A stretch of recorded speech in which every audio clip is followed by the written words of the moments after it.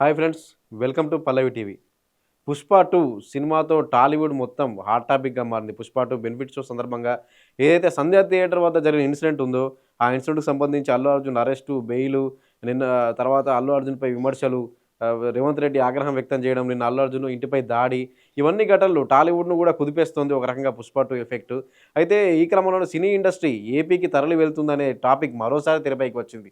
అప్పుడెప్పుడో తెలంగాణ ఉద్యమం సమయంలో టీఆర్ఎస్‌గా ఉన్నప్పుడు కేసీఆర్ మొదలుపెట్టి తెలంగాణ ఉద్యమ సమయంలో మలిదశ ఉద్యమ సమయంలో వచ్చినటువంటి ఇది ఆంధ్రోల పెత్తనం ఏంది, ఈ సినీ ఇండస్ట్రీ అంతా ఏపీ వాళ్ళదే అని చెప్పి అప్పుడు తెలంగాణ ఉద్యమ సమయంలో విమర్శలు రావడం, సినిమా ఇండస్ట్రీ అటు పోతుందని ఒక టాపిక్ తెరపైకి రావడం ఇవన్నీ జరిగిపోయాయి. తర్వాత టీఆర్ఎస్ అధికారంలోకి వచ్చింది 2014లో.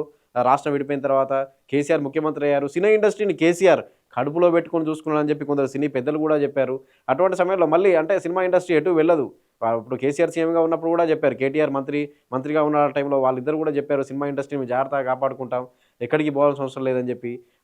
ఒక 10 ఏళ్ల పాటు మళ్ళీ ఆ టాపిక్ కనుమరుగైపోయింది. మళ్ళీ ఇప్పుడు 'పుష్ప 2' వివాదంతో ఈ బెనిఫిట్ షో జరిగిన ఘటనకు సంబంధించి వివాదంతోటి మళ్ళీ టాలీవుడ్ ఇండస్ట్రీ ఏపీకి వెళ్తుందా అని చెప్పి అనుమానాలు గాని ఒక సరికొత్త టాపిక్ తెరపైకి వచ్చింది. అసలు హైదరాబాద్‌కి ఇండస్ట్రీ ఎప్పుడొచ్చింది?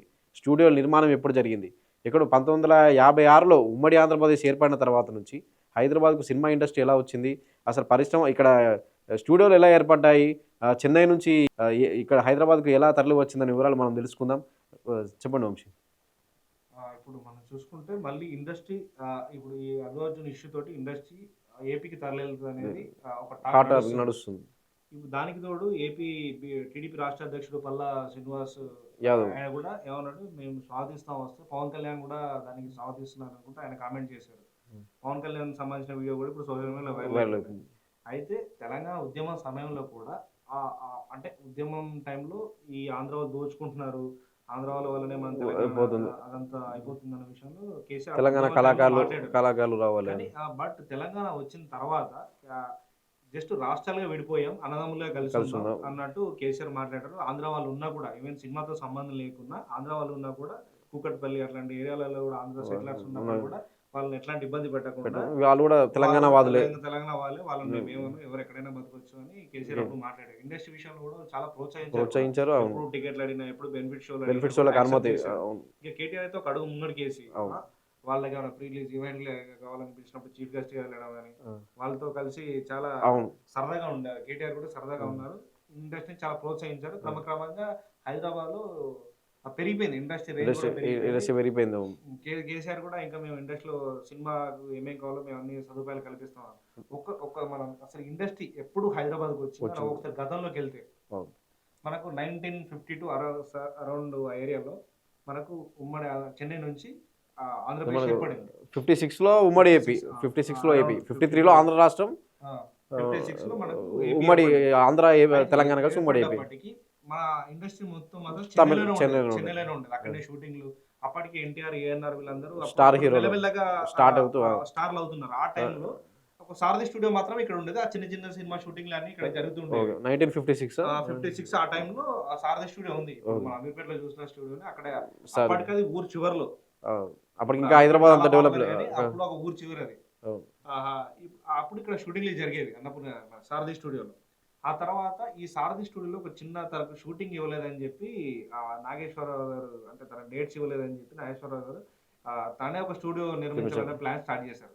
చెన్నై నుంచి ఫస్ట్ ఇక్కడికి తరలొచ్చింది నాగేశ్వరరావు. ఆ టైంలో 1974లో వాళ్ళకి ల్యాండ్ ఇచ్చారు. కాంగ్రెస్ అప్పుడు గవర్నమెంట్. అప్పుడు అప్పటి గవర్నమెంట్ అప్పటి కాంగ్రెస్ ఇప్పుడు గవర్నమెంట్. కాసు బ్రహ్మానంద రెడ్డి కావచ్చు.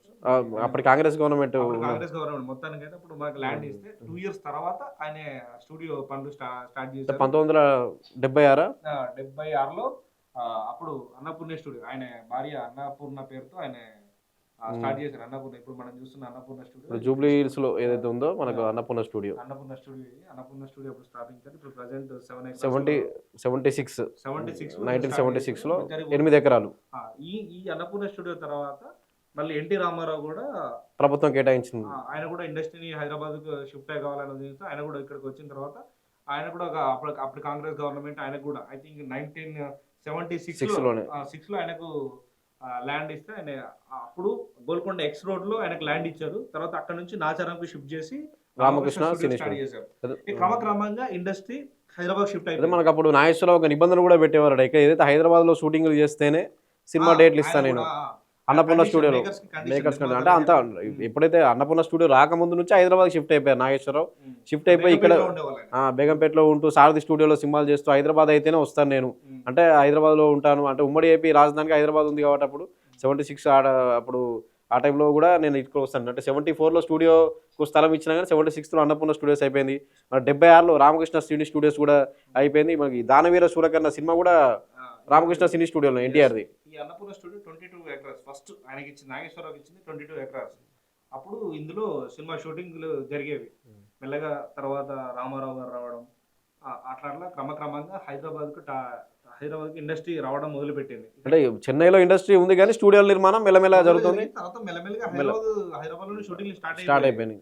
ఆ క్రమక్రమంగా హైదరాబాద్‌లో షూటింగ్‌లనేటివి జరుగుతూ వస్తున్నాయి. అవును. అయితే ఈ 2014లో ఎప్పుడైతే ఈ ఈ తెలంగాణ ఉద్యమం స్టార్ట్ అయిందో, ఆ టైంలో ఖచ్చితంగా ఇగ 2 రాష్ట్రాలు విడిపోతున్నప్పుడు 2 ఫిల్మ్ ఇండస్ట్రీలు ఉంటాయి. అవును. ఇక్కడ ఉన్నటువంటి అంటే ఎక్కువగా సినిమా స్టార్లందరూ ఏపీ అవును. వాళ్ళే ఉన్నారు. వీళ్ళు కూడా అవును. అక్కడికెళ్ళిపోతారు అవును. అన్నట్టు జరిగింది. కానీ బట్ కేసీఆర్ గవర్నమెంట్ అట్లాంటి ఏం కానీ జరగలేదు. మనకు ఈ రామానాయుడు స్టూడియో కూడా ఉంది. రామానాయుడు స్టూడియో 1989 1989లో వీళ్ళదా 1982లో వీళ్ళకు ల్యాండ్ ఇచ్చారు. ఏది రామానాయుడు స్టూడియో. పద్మాలయ స్టూడియో. దీని తర్వాత అన్నపూర్ణ తర్వాత పద్మాలయ స్టూడియో పద్మాలయ స్టూడియో 82లో 84లో దాన్ని స్టార్ట్ చేశారు. అయిపోయింది. ఆ తర్వాత రామానాయుడు స్టూడియో రామానాయుడు 89లో రామానాయుడు స్టూడియో ఐ థింక్ ప్రభుత్వం ల్యాండ్ ఇవ్వలేదు. ఆయన సొంతంగా సొంతంగా కట్టుకున్నాడు. కట్టుకుంది.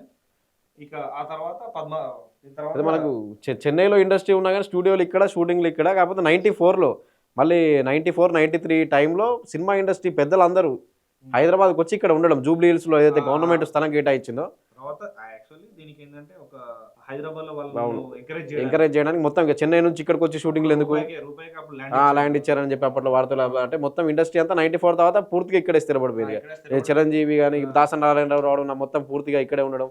అప్పటికి ఎన్టీఆర్ ఒక టర్మ్ సీఎం కూడా అయిపోయారు కదా. సీఎం కూడా అయిపోయారు. మళ్ళీ టర్మ్ మ్యాక్స్ గెలిచి ఇప్పుడు ఉన్న స్టూడియోలన్నిటికీ కాంగ్రెస్ అప్పుడు సపోర్ట్ చేసింది. ఇప్పుడు కాంగ్రెస్ గవర్నమెంట్ అప్పుడు ఉమ్మడి ఏపీలో ఉన్న కాంగ్రెస్ గవర్నమెంట్ ఎంకరేజ్ చేసింది. చేసింది. ఆ తర్వాత ఇప్పుడు 1996లో రామోజీ ఫిల్మ్ సిటీ అబ్దుల్లాపూర్ మెట్లో సినిమా ఇండస్ట్రీ రేంజ్ అనేది తెలుగు ఇక ఇండస్ట్రీ హైదరాబాద్కు సినిమా ఇండస్ట్రీ ఉండిపోతుంది ఇక్కడే. అమితాబ్ లాంటి యాక్టర్స్ కూడా ఇక్కడికి వచ్చి ఇంకా మీరు ఎంకరేజ్ చేయండి కేసీఆర్ కి అప్పుడు 2014 కూడా చేశారు. అయితే ఇప్పుడు ఈ తెలంగాణ వచ్చిన తర్వాత రెండు సపరేట్ అవుతాయి అనుకుంటే ఇష్యూ జరిగింది. కానీ అప్పుడు ఏం జరగలేదు. కానీ ఇప్పుడు ఏదైతే నిన్న బన్నీ ఇష్యూ జరిగిందో రేవంత్ సర్కార్ సినిమా ఇండస్ట్రీలో టార్గెట్ చేసింది. సో ఇక్కడ నుంచి వీళ్ళను టార్గెట్ చేసింది. వీళ్ళు ఎట్లాగో ఏపీకి వెళ్తారనే ఒక ప్రచారం ఊపందుకుంది. అక్కడ నేతలు కూడా ఆహ్వానించడం ఆ గతంలో కూడా ఆహ్వానిస్తున్నారు. కానీ ఇప్పుడు అంటే ఈ వివాదంతో సినిమా ఇండస్ట్రీ అంతా ఇటు వస్తే బాగానే ఉంటుంది ఏపీలో డెవలప్. ఇప్పుడు ఏపీలో మనకు వైజాగ్ ఒకటే రామానాయుడు స్టూడియో ఉంది, చిన్న స్టూడియో ఉంది. కానీ ఏం స్టూడియోలు లేవు అక్కడ. షూటింగ్లు జరుగుతున్నాయి కానీ అక్కడ అంటే సినిమా వాళ్ళు అక్కడ ఉండే పరిస్థితి లేదు అక్కడ. ఇంకొకటి ఏంటంటే ఇప్పుడు అమరావతి అనేది దానికి ఇంకా రాజధాని నిర్మాణం డెవలప్మెంట్ పనులు జరుగుతున్నాయి. ఇప్పుడు సినిమా ఇండస్ట్రీకి ఒకవేళ అక్కడికి వెళ్తే ఎలాంటి ప్రోత్సాహాలు ఇస్తారనేది అంటే రాజకీయ నాయకులు స్టేట్స్ డివైడ్ అయిన తర్వాత ఉండడానికే 10 ఏళ్ళు పట్టింది ఇక్కడ నుంచి వెళ్ళడానికి. ఇప్పుడు సినిమా ఇండస్ట్రీ ఉన్న పలంగా వెళ్ళి అక్కడ అవన్నీ సొంత నివాసాలు ఏర్పాటు చేసుకొని అవన్నీ ఉండి అంటే ఆ పరిస్థితి ఉండకపోవచ్చు. ఇప్పుడున్న సీఎం ఏపీ సీఎం అయినా డిప్యూటీ సీఎం అయినా వాళ్ళు కూడా దాదాపు ఎక్కువ ఇక్కడే హైదరాబాద్లోనే ఉన్నారు. ప్రస్తుతానికి అయితే సినిమా ఇండస్ట్రీ హైదరాబాద్ నుంచి తరలి వెళ్ళడం అనేది చాలా కష్టం. అంటే ఇటువంటి ప్రచారం తెరపైకి వచ్చిన ఆహ్వానించిన ఒకవేళ ఇప్పుడు ఈ వివాదంతో సినీ ఇండస్ట్రీ అంతా కదిలొచ్చి అటు వాళ్ళకు ప్రోత్సాహకాలు ఎన్ని ఇచ్చినా కానీ ఇక్కడ నుంచి ఇండస్ట్రీ అంటే అక్కడికి వెళ్ళిపోయి అక్కడ ఉండడం అనేది అసాధ్యమైన పని. ఎందుకంటే ఇక్కడ స్టూడియో నిర్మాణాలు అన్ని సెటిల్ అయిపోయి ఇక్కడ అంటే భారీగా పాతుకుపోయిన ఇండస్ట్రీ ఇక్కడ. అంటే అక్కడ ఏదైనా కొత్తగా స్టార్ట్ చేసి ఇంకా ఏదైనా కొత్తగా డెవలప్ చేసుకుని అట్లా చేయాల్సిందే తప్పితే ఇక్కడ ఉన్న వాళ్ళంతా అక్కడ పోయి అనేది కూడా ఇండస్ట్రీ పరంగా డెవలప్ కాదంటే అవుతుంది. But it will take time. కొంచెం టైం పట్టే అవకాశం. ఇంకా నీకు రాజధాని నిర్మాణం ఇవన్నీ వీటిని చూసుకొని ఇట్లాంటి వాటిని ప్రోత్సహించే అవకాశం కూడా తక్కువ ఉంటుంది. ఫస్ట్ అక్కడ ఇన్ఫ్రాస్ట్రక్చర్ వేరే వాటి మీద ఫోకస్ ఉంటుంది కాబట్టి. ఇంకో విషయం ఏంటంటే ఇప్పుడు తెలంగాణలో పోల్చుకుంటే ఏపీలో థియేటర్లు ఎక్కువ. థియేటర్ల సంఖ్య ఎక్కువ, సినిమా అభిమానులు కూడా ఎక్కువ ఉంటారు ఏపీకి. పశ్చిమ గోదావరి, తూర్పు గోదావరి చూసుకుంటే ఆ ఏరియా నుంచి వచ్చిన వాళ్ళు ఇండస్ట్రీలో చాలా మంది. అవును.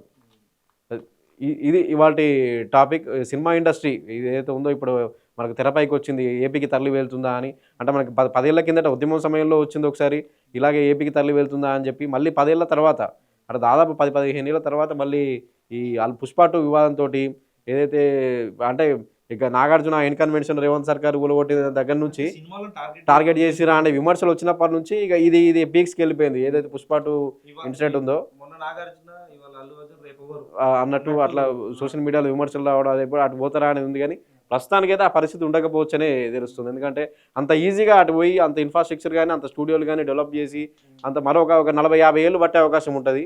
కాబట్టి ప్రస్తుతానికి ఇది ప్రభుత్వం ప్రోత్సహించవచ్చు. కానీ ఇదంతా ఇవన్నీ చేంజ్ చాలా కూడా moment వచ్చు. ఇది ఇవాళ టాపిక్. సబ్స్క్రైబ్ పల్లవి టీవీ.